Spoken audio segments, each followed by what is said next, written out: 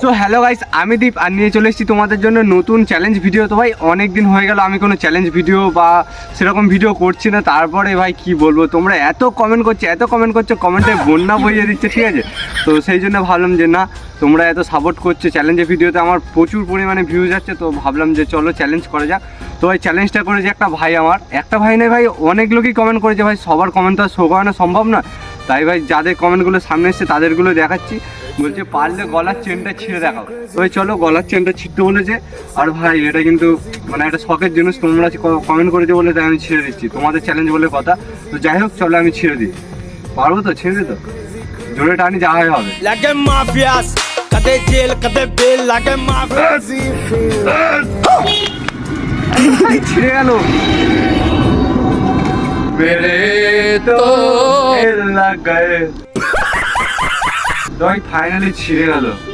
এটা কেন জোড়া ফোড়া কোনো কিছু ছিল না, ঠিক আছে, পুরো ছিঁড়ে গেল। আমি ভেবেছি ছিঁড়বে না।